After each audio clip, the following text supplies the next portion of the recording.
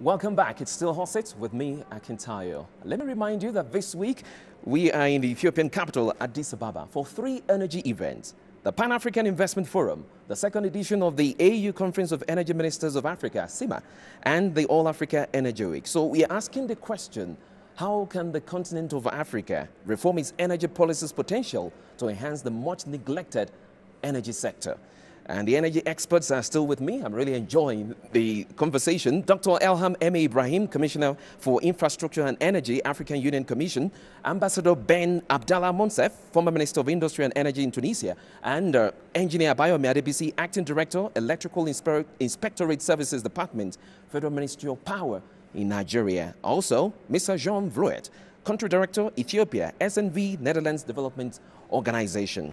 Okay, Dr. Ibrahim, we look at the consumption of modern energy in Africa, and it's so pathetic to learn that it is very low in sub-Saharan Africa in spite of all the vast potential we have here.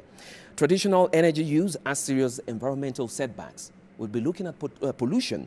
The pollution from biofuel cooking fuel is really cooking stoves, rather, is causing a lot of respiratory illnesses in the people, especially in the highlands. And according to the experts, there's a reliance on biomass, especially charcoal, encourages degradation of woodlands and forests. I don't have the evidence, but as an expert in this area, I want you to please tell us about biodegradation, pollution, and all sorts of things happening in sub-Saharan Africa. Okay, thank you for the question, but I don't know if you permit me to go back to the previous question on the huge hydropower and also the geothermal. For the huge hydropower, we should be sure that this huge potential in specific points in the continent cannot be exploited or developed by the country itself. It should be on the regional level because you see, as you mentioned, it's hundreds of gigawatts can be the capacity. So the needs for DRC, for example, is so much less than this amount.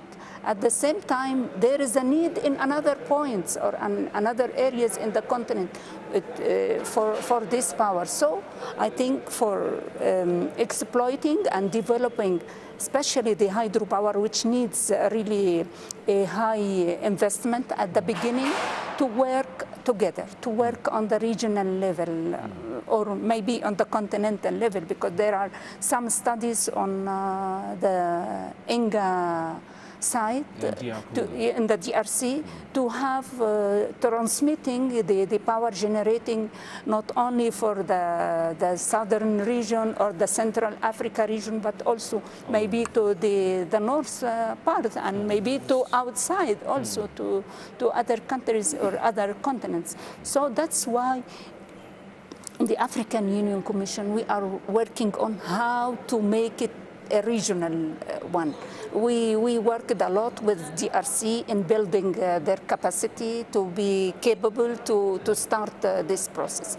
The other issue on the geothermal, really we are encouraging the private sector to take part on this, and in the African Union Commission, together with the ministers of energy in this region, we decided to have a unified program for Eastern Africa region on geothermal.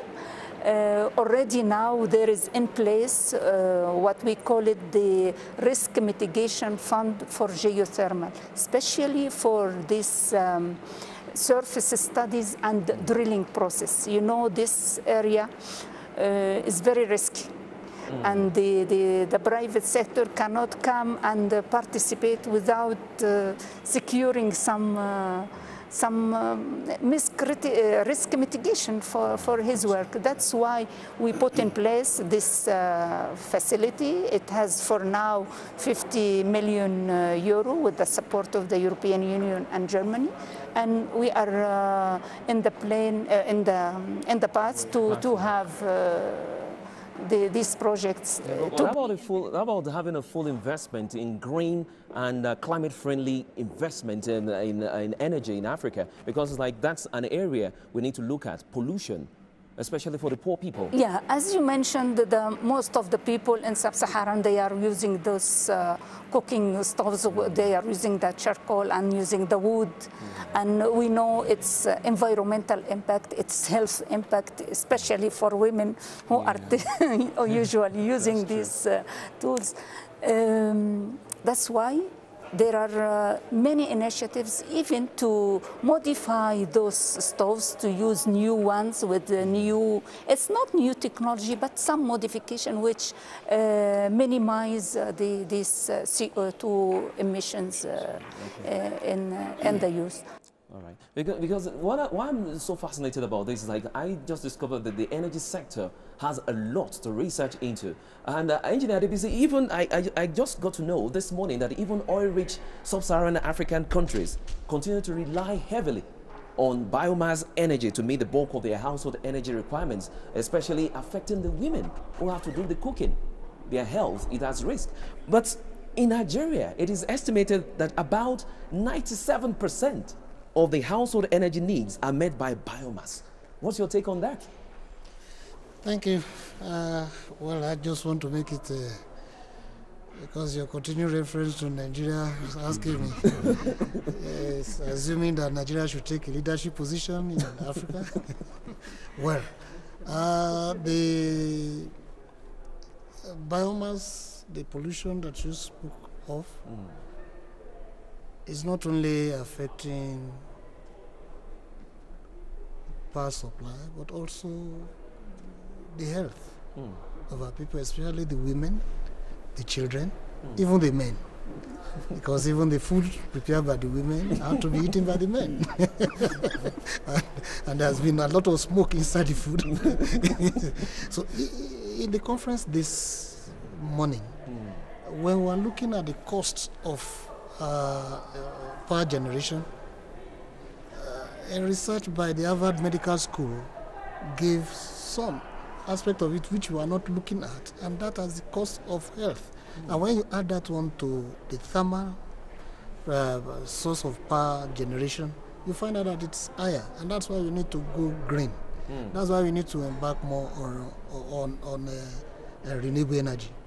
And when we are talking of renewable energy, we are looking at things that can help, especially in the cooking area, the stove. We have developed, I can see even in the exhibition stand there, stoves that are developed that will not bring flame, that will not pollute the air, that will just give us this clean energy. You have ethanol being produced that can give clean energy without any impact on the environment, that can also increase our lifespan. As you know, the lifespan in Africa is generally lower than others. And with this, we can also do that one.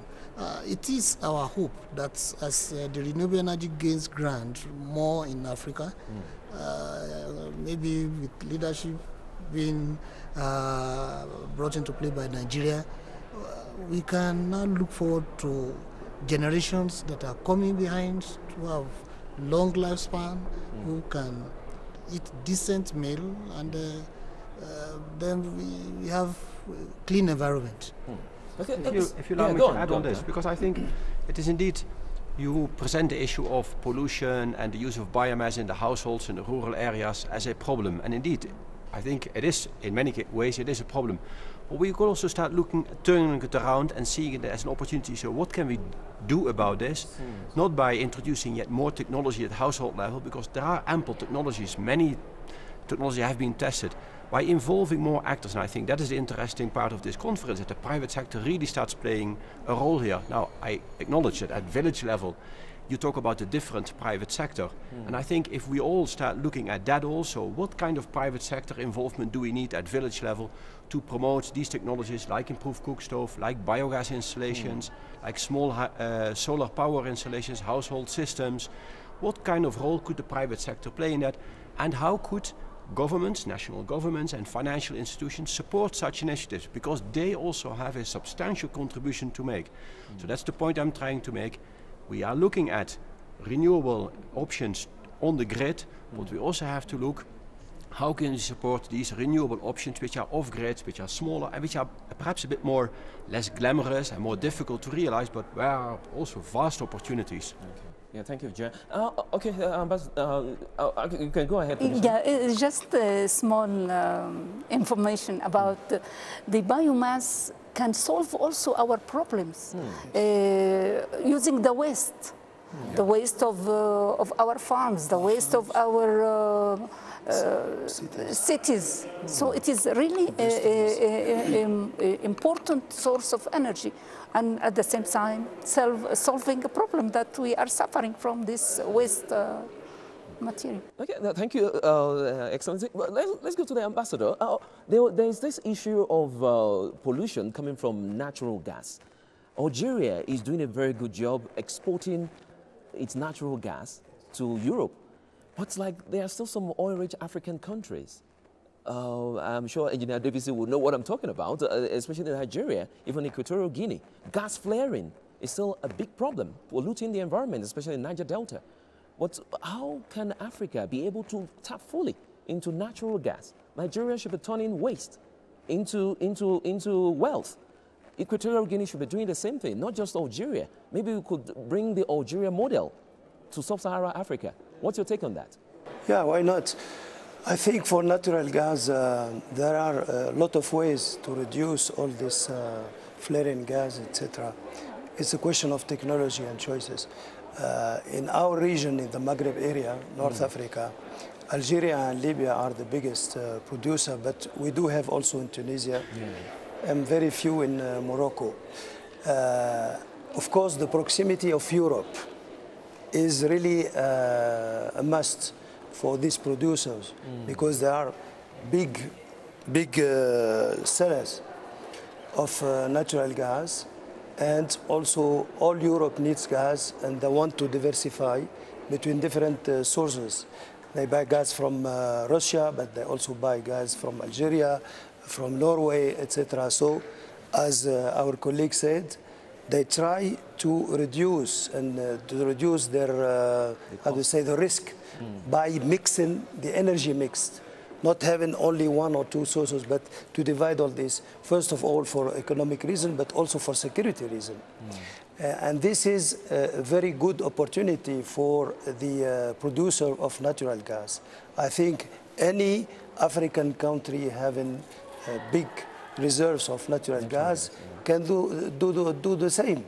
Can look for some buyers, good buyers. The demand is very high, and the prices of gas is now really very close to the oil prices.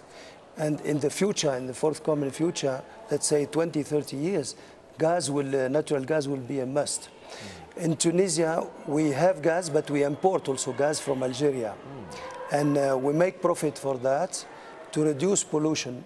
That's why we convert all our park of generators to natural gas. Tunisia is using, I think now, 99% of natural gas in the power generation, which is really gave a lot of opportunities, first of all, to have a cleaner environment, but also to have, even on technical side, some softness to run these engines, because fuel oil, for example, is very heavy. And with gas, you can enter to the combined cycle, for example, which is much more competitive than the fuel oil, especially the heavy fuel oil. So all these considerations, first of all, reserves for security. Secondly, diversifying the sources. Thirdly, using more and more clean sources of energy. All these are really very important for renewable energies. Yeah, but my concern is sub-Saharan Africa, the oil-rich countries there, Nigeria, Equatorial Guinea. How would they be able to take advantage of what the Maghreb nations are doing right now? Do we have to maybe draw, maybe have a pipeline from Niger Delta or Equatorial Guinea up to Europe? Or maybe... Why not? It's a question of economics. Why not? I'm sure in the forthcoming future, will have this kind of project. Yeah, I think even what's your take on that? Do you think maybe the Power Ministry could look into that? Well, the Power Ministry is distinct from the energy sector, because I try to make a distinction between energy and power. Power, yeah. Because energy, I always liken it to the raw material, and power is the output. yes. So whenever but most of the times we mix the two together. My ministry will not be responsible for gas line, pipeline. There is the Ministry of Petroleum Resources in Nigeria whose duty is to do that one. But is it possible that you advise from your position? From what His Excellency the Ambassador had said, it is possible. Okay. We are trying to build one Africa Union, one. And I know the Commissioner is itching to say something about that. Let's quickly give the Commissioner the chance to say something about that. Two projects in this area. One is a gas pipeline project from Nigeria to Algeria. Wow. And great. another one connecting, using the flaring gas, yes, from Nigeria to the south, to other countries in the coast. So these are two projects. One of them is this of flaring gas is already in advanced phase. The other one of the pipeline from Nigeria to Algeria going through Niger is, I think, maybe in the contracting phase. The study is finished and everything is ready to be contracted. And I think the African Union needs to make more publicity about issues like that. And this is good news for Africans. And Jean, you were about saying something about that. Exactly, because I think indeed the issue is here, you started talking about Europe, and I think the big challenge is perhaps in Africa. Africa is growing, the economy is growing, while the rest of the world is being stagnant. So here are things happening. And you see the integration taking place. Ethiopia now exporting electricity to its neighboring countries, so that's happening. And very interesting initiatives, like we heard in the conference in Tunisia, where the subsidy on LPG is being replaced by subsidies on solar water systems, and therefore the LPG can be exported to other countries, earning hard currency, much needed hard currency for the country again.